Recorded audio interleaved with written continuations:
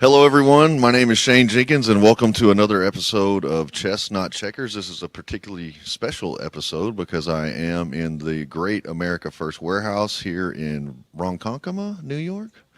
I'm with Joe the Box and John the Blanket, and this has been a remarkable weekend. I've had such an amazing time, and I just really wanted to sit down because um, maybe we can get some shots for some video later on of the studio. But man, this is such a beautiful place. And I know this place wasn't built overnight, and I really just kind of wanted to.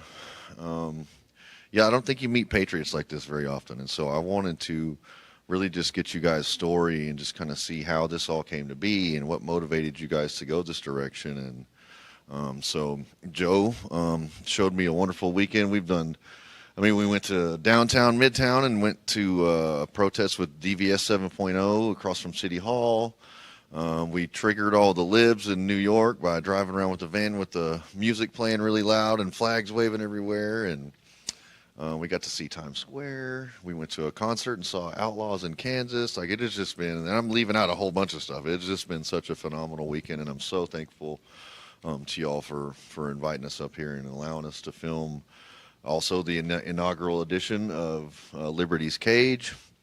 And then I got to see, in the DC Gulag, I used to watch live from Studio 6B, and now they're doing a show here every Friday night. And I got to go on their show and meet those guys, and the amount of love that I received from that group of men, those was just phenomenal, man. And the love that you guys have shown has just been amazing. And so I just want to say from the bottom of my heart, thank you guys so much for having me and having Sarah McAbee and inviting us into your home, because this place is full of treasure and it's beautiful, man. So thank you for having us. I can't thank you enough, but I can only tell you, Shane, you're only in here because of Sarah. That's fair. That's fair. Yeah, I mean, she is the beauty, I'm the beast. That's for sure. I mean, so She's the brains and you're the brawn. yeah. I mean, that's it. That's fine. I'm okay with that. Well, you did air your first podcast here for the Patriots Cage, or Liberty's Cage. Liberty's Cage, yeah, Liberty's Cage. And I thought it was a mind blower. I can only say that because the people that were here, it was a live event, and we didn't have a lot, but we can, as we continue to grow, there's more and more will want to come in. But I think the dynamics between you and Sarah Maccabee was really what elevated the place. I mean, sure, you're in the America First Warehouse, and sure, you're behind the judge's bench that I put you behind. With the gavel and the scales on it. Yeah, just so you knew what it was like to be on the other side. Yeah, no, and it's something, she has a very unique perspective. Her husband, Colton Maccabee, was locked up with me in the D.C. jail for several years, and so she experienced it from a loved one's aspect, from a wife's standpoint, and got to, she saw what was going on to her husband in there, and then got to deal with the stuff that I had no idea about that was going on the outside, and so obviously I was dealing with it from the inside. And so I think we have a very, because, and again, all the, Liberty's Cage is for justice reform, and that's what we want to help. It doesn't matter if you're a Democrat or Republican, we want to make the prison system better. And so she has a very unique perspective on it from being a mom, a daughter, a sister of somebody who's in prison. And then I have the perspective of somebody who's experienced it and gone through it on the inside. So I think one of the scariest thing for me, I mean, I was always afraid to get in trouble and to go to jail, because that's the last thing I wanted to be was, jail. You had the fear because being jailed already gave you a perspective of bad people, bad life. They should go to jail. They should be punished. They should be. And I think most people look at it that way, don't you think? Yeah, no, for sure. People go to prison for a reason. There are innocent people locked up, right? But I think, in my case, found out I was adopted when I was 13, took a really dark turn. And so people go through things in life, and people make bad decisions, and people have traumas that happen to them and react in adverse ways that aren't good for your freedom, and it causes you to get locked up. Or you may, for instance, one of the things that after I killed my stepdad, I feel like I had PTSD, and I had a hard time maintaining a job. So I started selling drugs. And then what does selling drugs lead to? It leads to doing drugs, and then selling drugs and doing drugs and led me to prison. And so it's not an excuse, but I feel like these things impacted my life, and it made it difficult for me to function as a normal human being, which led me to making decisions that really led me down a dark path to prison. And so we want to try to help people heal and deal with those traumas. But I really don't want to talk about prison reform right now. What I'm here to do is I wanted to hear you guys' story. I see you got your skinny brother, John the Blanket, and then you're the fat brother, Joe the Box. So, Wow, I wanted to hear. thank you. How did you guys? How? I mean, what?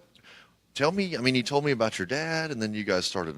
I guess he had a moving company. I want to hear all. Marine. Yeah, we His were son's a always, Marine? proud to be Americans from my upbringing, and our dad, and he was a Marine, and he kind of raised us that way too. So we knew the Marine Corps him by heart, and Okay. we had to stand up and put our hearts on when they did the national anthem and stuff. So we were always very patriotic and loved our country. I never followed any kind of politics as much as I do now. I wasn't involved, making sure I voted every time. And when Trump came down the escalator, I had already lost a son to fentanyl.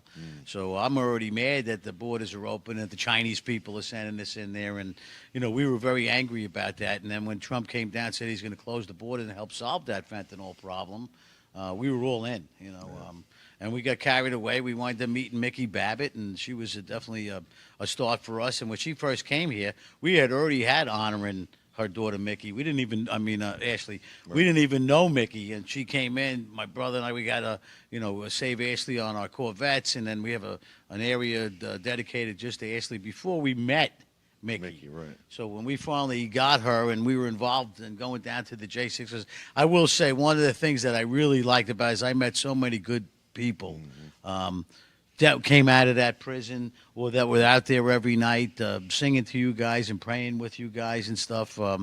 So that part I'm really happy about. But, now that the truth's coming out, I'm really getting excited. I want to see the truth come out. So then that's kind of more recently, but but this more started for y'all like COVID time, right? So I know New York, I know y'all had Cuomo killing the old people in the old folks' homes, and so y'all were kind of under this COVID tyranny, right? And I guess is that kind of when everything jumped off for y'all more? Yeah, we were involved big time with the COVID that went on. We had our trucks running all the time for the hospital and doing the COVID vaccines. I have a girl of mine that her dad died in that old age home with Como. Oh, so we would go visit him, and he was a frail man anyway, and they wouldn't let us into the home to touch him or see him. We talked to him through a window. That is awful. So talk about some hard things to go through, and that whole time we could have been hugging him and holding him because it was a lie. Well, we were operating our moving and storage business, corporatetransferandstorage.com. Find professional moving and storage. There you go. Bing. So we're running that, and we were very involved in the health side of the industry, the hospitals in particular, and we were doing a lot of work for them because of Hurricane Sandy, another big catastrophe that happened. And I consider myself, and I consider my brother and I, entrepreneurs. We took advantage of opportunity when the opportunity comes. So Hurricane Sandy came, and we were doing household goods at the time. We had about 10 trucks, 10 drivers, 10 crews. We're all working very hard around the clock. And you're delivering goods to the people who are suffering and need stuff? Well, no, that didn't happen until after. We're doing household goods moving. We're moving rich people, high-end, full pack.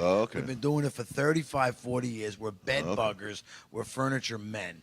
And I was growing the business through networking, and we would have parties here at the warehouse with a live band, and we would give other businesses a table to advertise their business and company, and that's how people started coming to the warehouse. And it was just this one building that you see. It's about 7,200 square foot. We had the open down the side. We had the band outside, and we were building our business. And Trump was helping our business. He became president in 2016. He was elected in 2016, so he was inaugurated in 2017 of that January. That's how that works, right?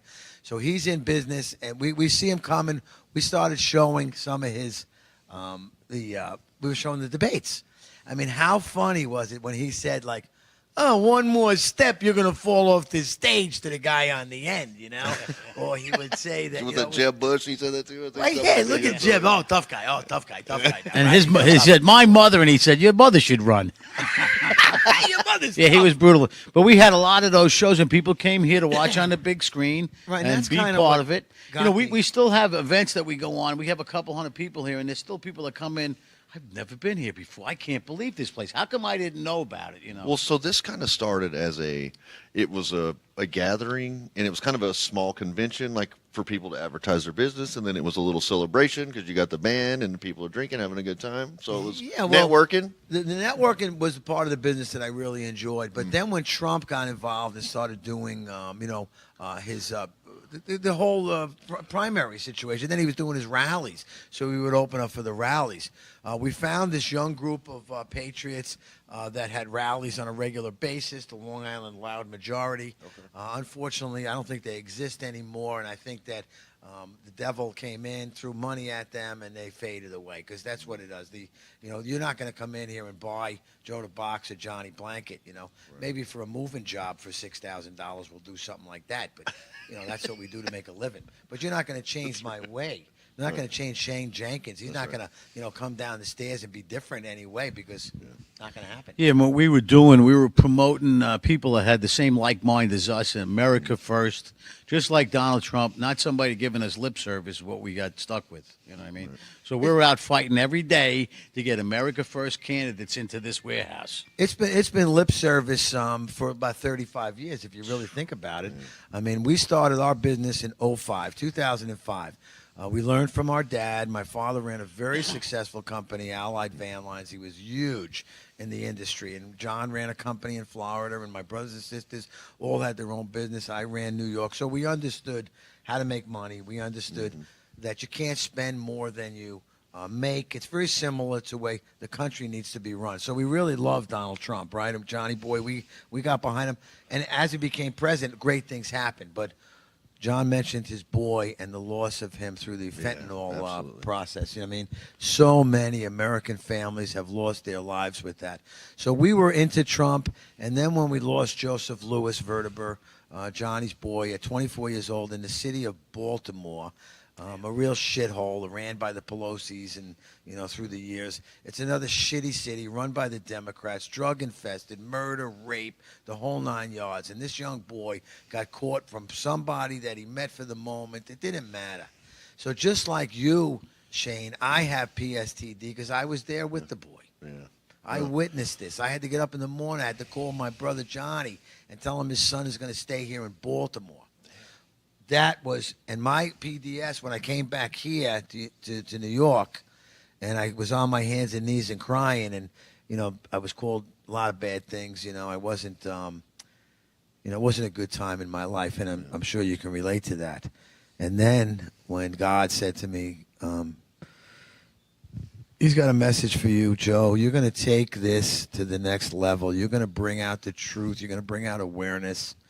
And I made friends that lost children to fentanyl. People were coming out of the woodwork supporting our effort and what we were doing. We became friends with Tom Holman, the border czar, Tom Holman, and some very great patriots flew us out to Phoenix, Arizona, where we went to the America Project event, bringing awareness to the border through Tom Holman and his efforts. We followed Tom down to Fort Lauderdale, Florida. We teamed up with many other great patriots like Scott Lebedo, the artist, who I have that piece in my office that was signed by Donald Trump. So we really stepped it up. And then as the pandemic came into place, the pandemic started coming out, right? So Trump's running the country. We're kicking ass with our businesses. The pandemic comes.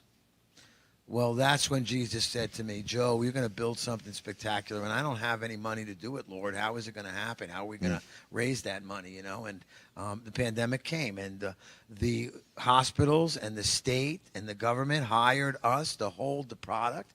They said, Joe, we got 50 trailers coming in. And I said, 50 trailers, 35,000 square feet. I'm doing all the math and what I'm going to need. And all I had was this one place. Right? But I told them, yeah, of course we have it. I can take it. So you got 50 trailers of supplies coming in? They go, no, we got 50 trailers of masks.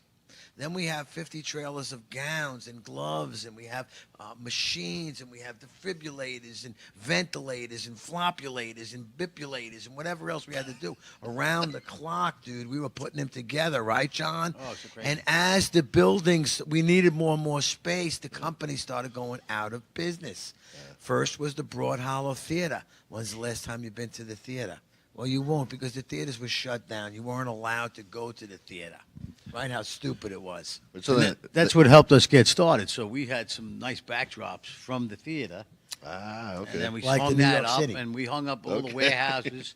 And General Flynn called my brother, and he said, "Put this guy Cornicelli up on your pallets." Oh, yeah, that's a good what one. we store household, and we had rows of pallets because we were in the moving business. Yeah. And then he called you, Yeah. right, General Flynn. Right, we were pushing the America First movement, and I didn't know General Flynn, but we had some friends in together, and this one gentleman was trying to primary the existing Congressman? Or? yeah.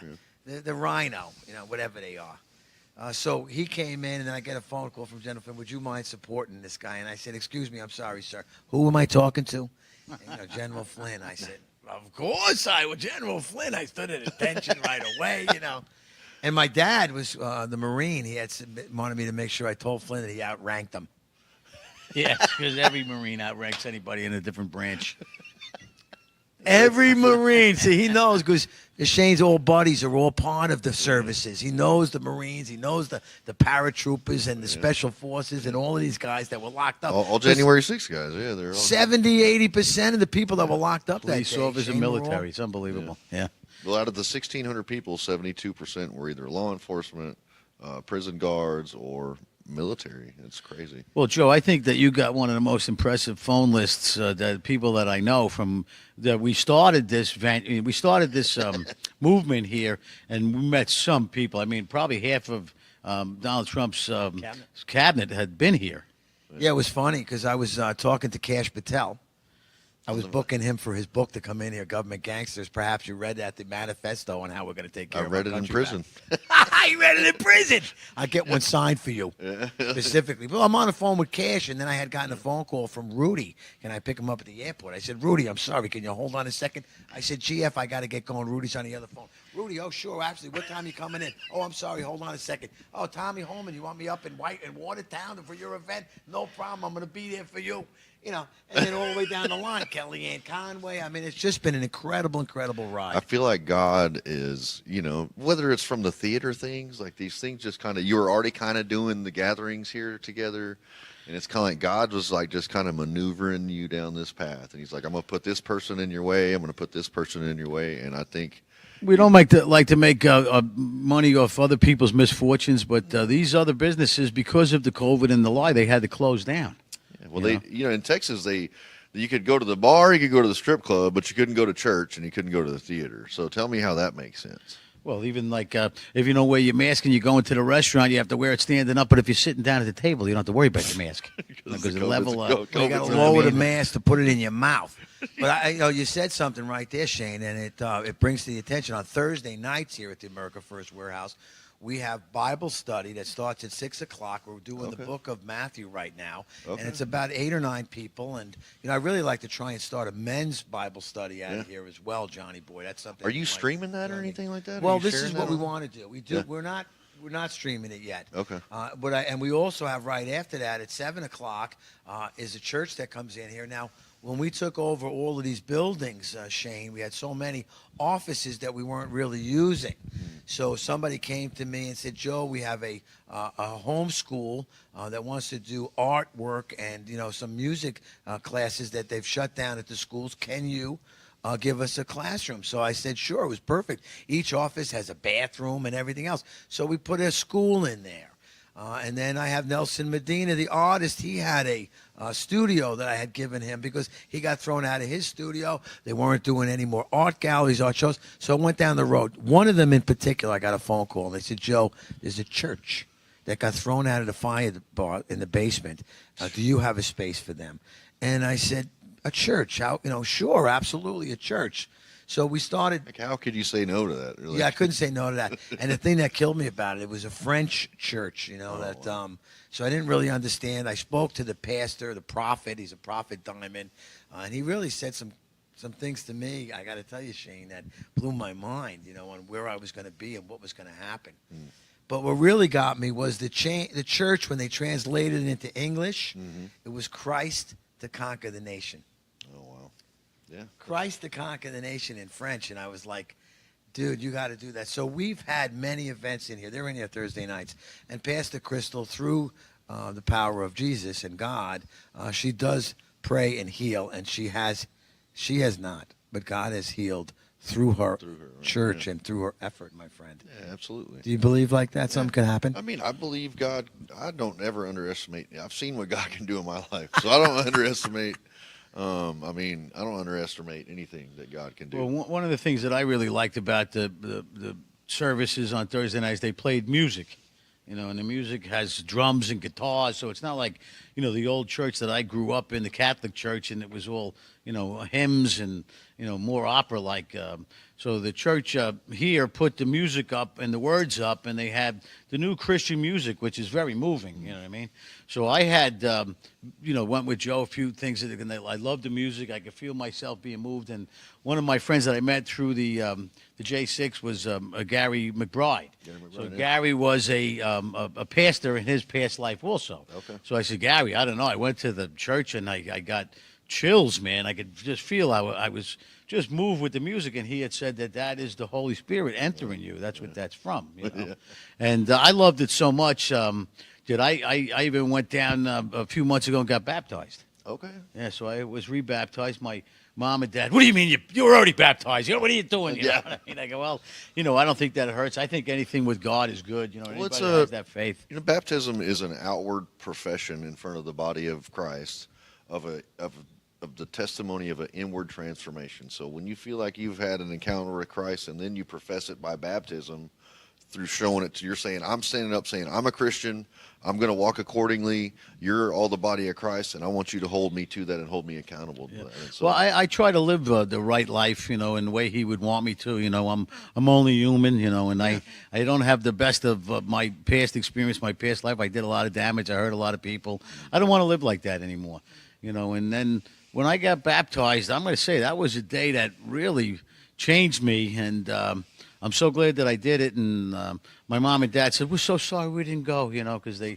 realized it's only. Why are you doing it now? We're sorry we didn't go. Yeah, I wish we would have had gone, and they stick to their Catholic beliefs, and I'm the same way too. But I really enjoyed the music, and it really gets me that I want to go there, Right. So So God has brought y'all to this point, and what I've seen, we filmed our first episode of Liberty's Cage here. Now we're doing a special episode of my personal podcast, Chestnut Checkers, here tonight. And this is John the Blanket and Joe the Box, kind enough to open up this venue for me to be here and to do this. But so, what do you? I know you recently took on Studio 6B on Friday nights, and I see you've got there's the Patriots, and I know there's some other shows that I'm going to miss them. I can't remember. There's another one. Justice for All. Yeah, your boy James Justice. He was Justice, a lot of fun. okay, yeah, I got to be He on their does show. investigative work. He really finds things out. There's another one too, isn't there? Is Yeah, it something the hard way or something. What is it? No, that's what I'm talking about. I don't know if we did that one. That was with Fred Rubino, the comedian. Okay, And but then- they're doing it here, right? Or is that, Yeah, they do their so- podcast. So Saturday. you've got Sydney these. Gross, the Jewish princess. She does her show here. So you got a lot of stuff being filmed here live in studio. So where is this going? Is this going to be the new this is going to be the new Real America's Voice? Is this going to be the new Newsmax, or this is going to be the America First? We're going to be a voice in the wilderness. We want to work with any of those big television stations or, the right-wing side. When you hear that the news that everybody been watching since we were younger, the CNN, MSNBC, and their ratings dropping another 50% on top of already dropping 40%. Nobody's listening to anymore. Now they're going to these podcasts and streaming that information so you can get the truth. For me, I get the truth from my president, Donald Trump. Right. So I read I follow his Truth Social. Right. I get my alerts whenever he has something to say. Yeah, so when too. I go to talk to A little somebody, red I light. know what I'm talking about. Okay, you can't bullshit me. You know what I mean? No, that's right. No, I like the truth from the POTUS, and that's important too. They have a couple of these special apps and stuff too. I think I have one that he had slept for 3 hours yesterday, one nap in the afternoon, and gone to the bathroom twice.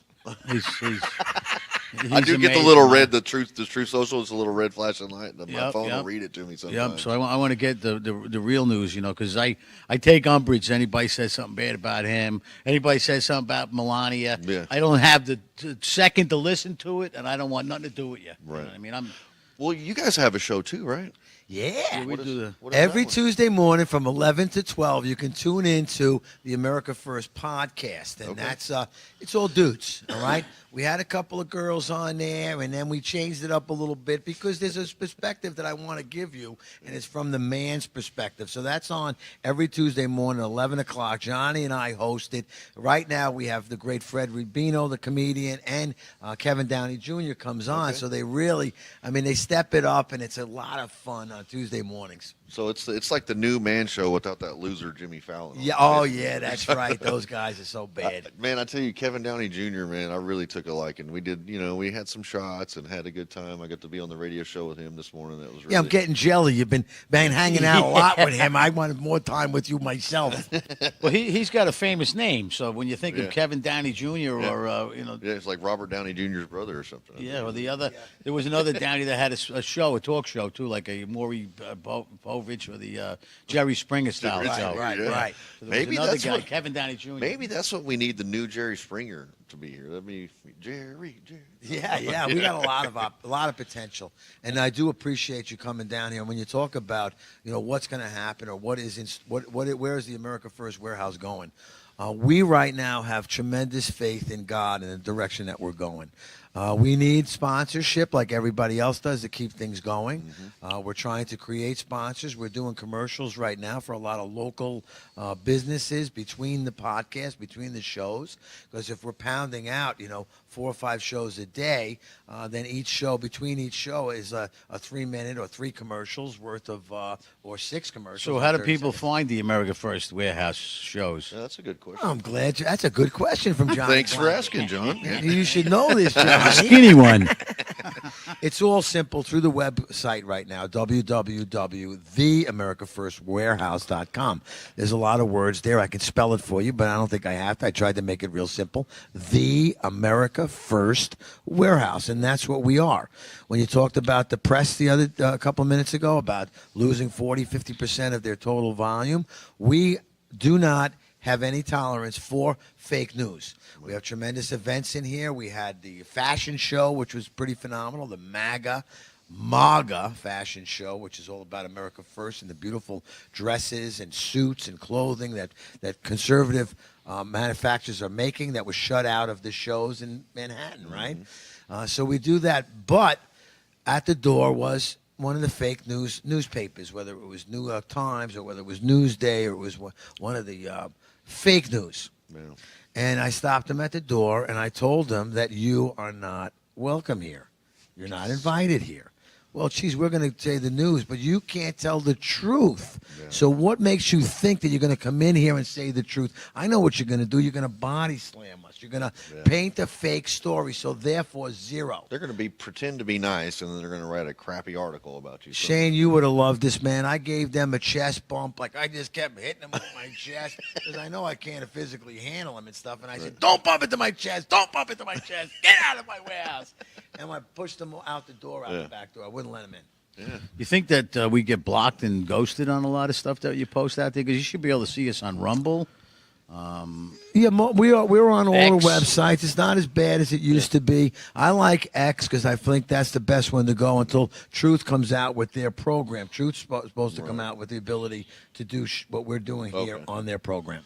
Well, I like that. And the beautiful thing about the last 4 years under Sleepy Joe was, I was obviously in jail, but I don't think anything was nice. But I got to see, the American people do what they do best, and that's innovate. When they started getting canceled on YouTube, they came out with Rumble. When they started canceling people from the banks, January 6ers especially, like Bank of America or whoever it was, then they started Old Glory Bank, the uncancelable thing. And that's just like the same thing. Like, I feel like this podcast and y'all's is guerrilla media, where it's just real American people telling the truth, and you're not gonna, when I tell my story, did I break a window at the Capitol? Yeah, I did. Did I assault police officers? Yes, I did. I'm not gonna lie to you. I'm not gonna sugarcoat it. I'm gonna tell you what I went through, why I behaved the way I behaved, and if you don't like it, that's okay, and if you do, then okay too, But I think that it's important that people get the truth, unfiltered, not trying to spin some fake narrative. To sell somebody some some fake news, and I think that's the beauty of what we've seen now, especially moving forward, is that we have these platforms. Yeah, you got these platforms, and Real America Voice, and Newsmax, and Lindell TV, Mike Lindell. It doesn't matter to me. We have our own. We put ours live all the time. Every Tuesday, everything is live. It goes out on all the basic platforms. You can find us. We're carrying about 5,000 people a show when it comes in, which I understand is pretty good. But I look at like Alex Jones or Steve Bannon and Charlie Kirk, and they're doing 100,000 people. That's really good. Yeah. People are paying attention. We have a great message here at the America First Warehouse. We're going to add more and more to it. We don't care. We believe that God will guide us through this process, whether it's Global Ascension Studios, whether it's Be America PAC, whether it's Real America Voice or Lindell or Salem or Patriot. These are the platforms that we share our platform on. We want the truth, Shane. We want what you did when you ran up to January 6th and watched Victoria White get beaten in the head by Bagshaw with a freaking police stick. Yeah. We understand you took one on the head, too, for us. Yeah. That you are the patriots that we want. That's why I will do anything for you and for Sarah and your cause at the America First Warehouse. We want to make you known and out to the country. And you'll help us with that, too. You got a couple of friends you can bring in and help us keep pushing this word, right? Yeah, we're going to work on getting the Proud Boys up here. We've spoken to Enrique, and then I think Stuart Rhodes will be. Were you here. a Proud Boy before, or you became No, in prison? So I joined a special chapter of the Proud Boys called the Lost Boys that were inside the D.C. jail together with the original Proud Boy members, and so we are a special limited edition Proud Boy patch. This is the Lost Boys. So I kind of like that, Shane. Can we help you here with that? I mean, I like Enrique too. Are you close with him? No, absolutely. We're going to work on getting. What I would like to do, and I thought this would be great, is like, so I was thinking that we could coordinate. Like, so you say we're going to try to come up here every month to do one of the Liberty's Cage. Like, say we'll bring Enrique up. We can get him on our show. You can get him on your show. You can go on Studio 6B, and then we're kind of all working together. What an incredible. Yeah. I mean, this is not. I didn't say, "Hey, listen, let's plan doing this, Shane." But this is exactly what we want to do. No, and I mean, it could be Joe Biggs, it could be any Zach Reel, all those guys, Kelly Meggs, Stuart Rose, any of those guys, or my friend Lego Man, Robert Morris, whoever, Jeff McKellop, the Green Beret. All these people are my friends, and they have great stories to tell. They've all their families have endured stuff.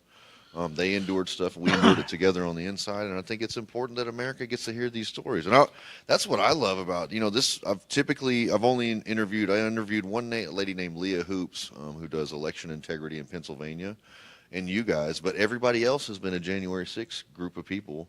Scott Fairlamb is going to come on. Scott Fairlamb's a guy close by in New Jersey, former UFC fighter. He's got a book out. That. He's got a book out. Good dude, tall, 6'4". We used to play basketball in there. Left southpaw. Like, you'd love to have him. You'd be like, that's Shane's big brother right there. Yeah, so, I like it already. I'm talking these people are solid people. Love Jesus Christ, and love America. And then we want to stand up for what's right. And are we perfect? Absolutely not. And it's so true, because even I got caught up into listening to what they have to say about these people that went to January 6th and tried to take over the government and shut down Congress and everything, and then you have an opinion that, man, these guys must be some badass dudes. I was so blessed to be there when everybody got out. Not everybody that got out, but out of the D.C. jail area. Yeah. We were out in front. I was there, and they came out, and you could see the parents' faces when I think there was one pastor and his two kids went in, and they held him for years. The pastor with his two children, they hid in the woods. I don't know who that was. Well, they took them and they held their kids in the woods. Lived in the middle of the country for 2 years. So the brother and sister. West Virginia. Yeah, I haven't met them. I've talked to them. And the father and the mother. the two nicest people you can imagine, and I'm thinking that, everybody that went into that place is badass, man. They were really mad, and they caused some ruckus. Another great example was Guy Reppert, you know what I mean? I'm thinking this guy's a badass, and when I go to meet him, the calmest, passionate, nicest guy that wouldn't hurt a fly. The only one that lived up to your expectations is Shane Jenkins. I finally met a badass, his actual badass that was in there, But you know what? I'm blown away think, by the way these people are. They all came out. Yeah. These people. Here I go again. I don't like to use that. These people that were held against their will on January 6th were all Jesus-loving, God-fearing, American, loved their country, regular people just like me. 70% are from the armed services. Yeah, you got to hit us with the use guys. You know what I mean? Use guys. Use guys. Yin's twins, use guys. We're yeah. from New York. Use guys over there was, wrongfully prosecuted, arrested, and held against their will. And like I said, I thought they were badass dudes.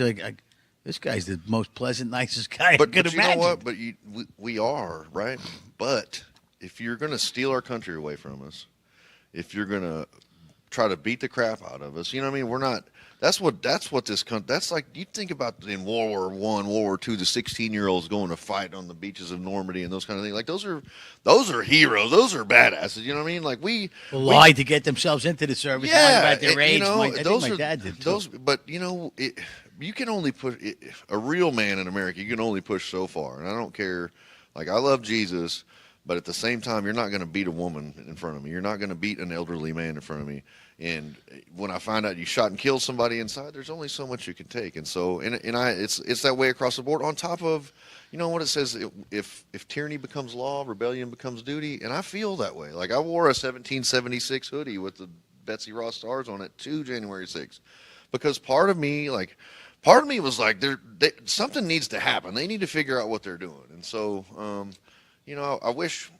I wish there was a peaceful way to do that. And my intentions were, if we were going to go inside, we were just going to sit down and make them handcuff everybody. Like if you're going to go in and do a sit-in like they did with Code Pink, or when they were protesting Brett Kavanaugh, or any number of these things, they bum rush the building, they go in there and they just sit down, and they're like, "You're not taking us out of here," and then they have to zip tie them, each one individually, and they have to drag them out of there. That was done after January 6th too. A group of people went into the middle of the Capitol, and that one person got arrested. Yeah. That was an insurrection, because they actually did stop with intent formal hearings from going on. Yeah. It's the obstruction of justice, because they said the 1512 charge that we got. They said we obstructed Congress from being able to conduct regular business. And when that happened with those people, it was actually regular business, because the left will tell you January 6th is just a ceremony. It's not a real hearing, but until we go to trial, and then now they charge us with this extra charge because they say it was an official hearing, because it really is an official hearing. It's the official certification of the Electoral College votes. That's what they do on that day. But so they can catch your show on Tuesdays.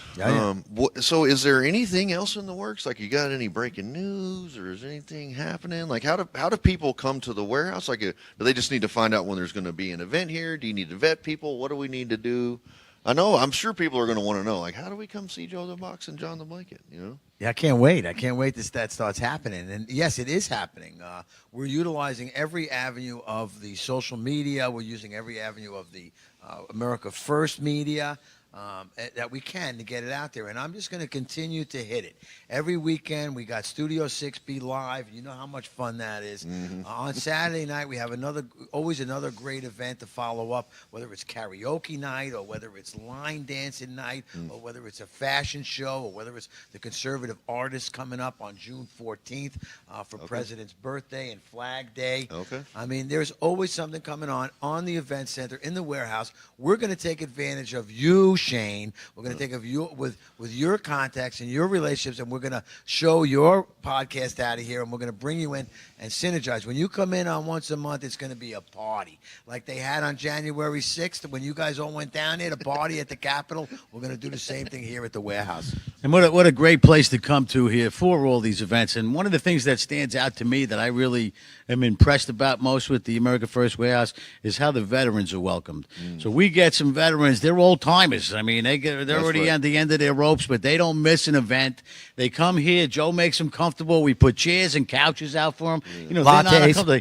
Lattes, yeah. It's such a nice, comfortable event. We got to flick the lights out to get them to go. They want to stay. You know what I mean? We have to flick the lights. It's time to go. It's time to go because it doesn't end. The people that come here, they don't want it to end. They love our country, and we love our veterans, and this place is for you. So get over here and hang out with us, man. Right now, don't Yeah. waste any time. You could Don't be out say here it's watching go. this live right now on this The, first the time America show. Warehouse first. No, the AmericaWarehouse.com. Sean, come on, get it right. America first. The America First Warehouse. I'm screwing it up. Take two. The AmericaFirstWarehouse.com. America First Warehouse. That's the America worst First thing. Warehouse. I never learned to read in prison, so sorry. Yes, Well, me you and Joe did. work out that opening monologue. The America First Warehouse, the greatest in all of the land. And we still can't. I can't get it right. Joe You does got a it good right. job. You did great. Well, I mean, I think, you know, I got the story that I wanted. I just really wanted to, you know, I want to say it again. Thank you so much for, this week. I feel I've been doing a lot of healing. My heart has been hurting. My mind has been hurting, and it was traumatic going through all that. And you have played an instrumental role in me being able to heal and To it's be I've met- out, to be free, Yeah, and I've- to see there's yeah. people that love you like Yeah. anything, man. No, man. You know, I got to go tell those veterans you were talking about, thank you for your service. And they're like, man, can we take a picture with you? And they came up on the stage with me. One of them had a cane, All could right, barely great, walk. awesome. And it's just like, man, this has been so good and healing for my heart and my mind and my spirit. And it gives me hope. I didn't expect, you know, because typically, and I'm not going to lie, Scott Fairlem, you're maybe the exception, but typically New York people, loud, obnoxious, like, golly, like just kind of overbearing. And like, you know, I'm like, John, we could take them, you and me, can't Yeah, we? but both of The us two together, you know, just I'm because we split it in half, you know, we're still one person. I'm more like, yes, ma'am, no, ma'am. Like, you know, I try to not to be. Yeah, it comes with your deep try to- voice and until your, it's time to take care politeness. of business, and it's like whatever. Yeah, I think that's a southern. well, thing. they wouldn't know by looking at you that you're a nice, polite young man. You know what I mean?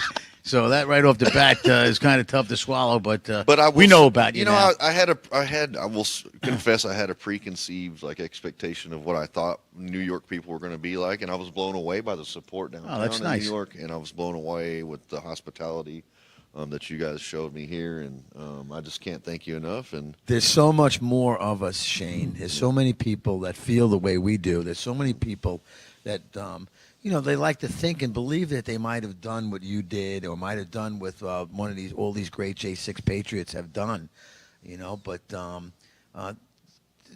there just need to be the push. They need, you know, the incentive, or they need the, you know, to look over their shoulder that they got the support that they need, and people Yeah. are going to jump in with it. And that's what this place provides. Yeah. You know, it's really been bringing these J6 to the head, to all these people on this table over here that you see. We love this country, and we're not going to let it go. We need you, Shane. Okay? Yes, sir. So I know that you went through a tough time over there, but I'm going to tell you, as an American citizen, we need you. We need you. We need your network. We need your friends. We need you and your spiritual guidance and the way you're going to do it. And if anybody is blessed around here, it's me and my brother and the America First Warehouse to have you and Sarah here as our friends. well, just know, America, that did you want to say something, John? No, I just don't want us to give up. I mean, we are, you know, people in our government that are saying that they're on our side and they're not. You know what I mean? We need America first, people that actually care, you know, that have faith in God and, you know, get this name out for the America First Warehouse.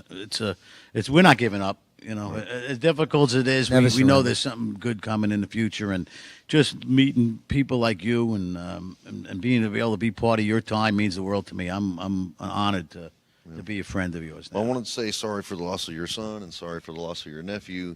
But we know that the elections have, you know, I think Steve Bannon always says elections have consequences. I think that jerk off Obama said that, didn't he? Well, stolen elections have catastrophic consequences. And we're living through it. Yeah, and you know, and you guys have a wound in your heart from losing your son, from the open border that Biden created and allow fentanyl to pour across the border. And now we see what's going on in L.A. and San Francisco, and all these immigrants that these people allowed across the border. This is very serious stuff. People are going to be dying. People are losing. They're destroying millions of dollars of property. People are going to be dying, and it's all because of somebody that got put into office, whether you believe was legitimate or not, that was But that's all over now. Now they're going to be in there sending the guard in there and Right. clean that mess up and arresting these people that deserve it. we need the American people to step up and run for city council, and we need to run for dog catcher, whatever it is, school board, for Congress, for state Congress and state senators, and then federal, the federal government for Congress and Senate. We need people to step up and work and come to places like this to find like-minded people, to have your back and to, know that they got your Kamala couldn't get the job as the dog catcher, though, right? Isn't that No, what somebody? absolutely not. She is the dog. But we just want to say thank you so much, and don't forget, America, we're playing chess, not checkers. Good end there. That was good. So, your show, who puts that out?